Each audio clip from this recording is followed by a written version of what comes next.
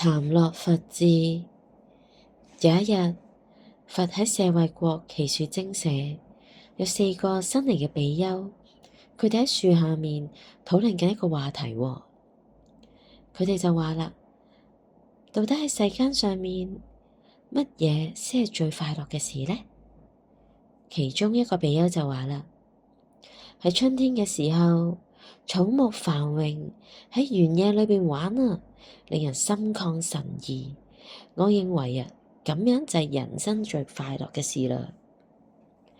另一個比丘就話啦，我就認為能夠同親友聚會，音樂歌舞作伴，呢啲先係人生最快樂嘅事啊。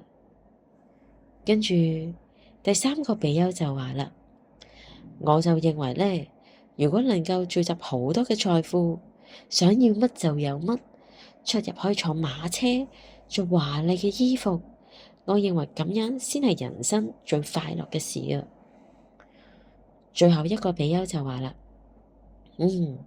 我就認為咧，如果妻妾端莊美麗，衣着華美，芳香四溢，呢種啊，先係人生最快樂嘅事啊。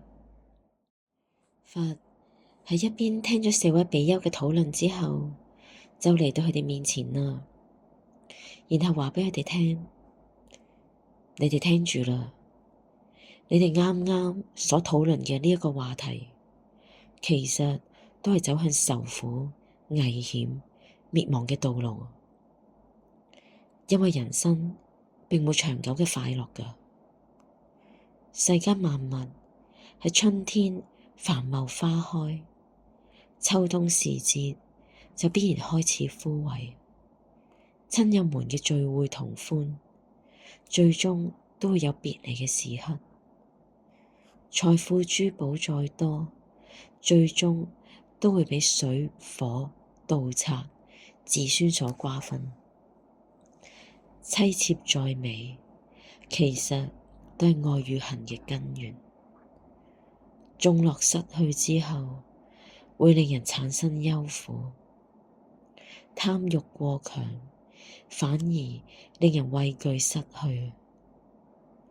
如果冇呢一啲嘅貪欲，亦都冇呢一種嘅憂苦，亦都冇畏懼，世間凡夫俗子為人處世，如果只係自意而行，將會招惹禍患，有時仲會危及自身，甚至拖累親人。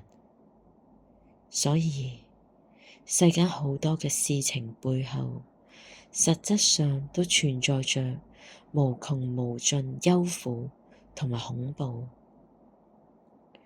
無形嘅災難，無數痛苦嘅根源，都係因為貪欲愛樂所引起嘅。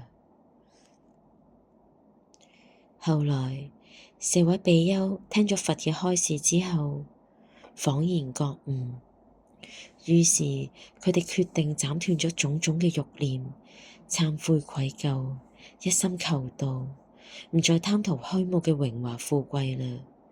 而最終佢哋都證得阿羅漢果啦。愛喜生憂，愛喜生畏，無所愛喜，何憂何畏？好樂生憂，好樂生畏，無所好樂，何憂何畏？貪欲生憂，貪欲生畏，解無貪欲，何憂何畏？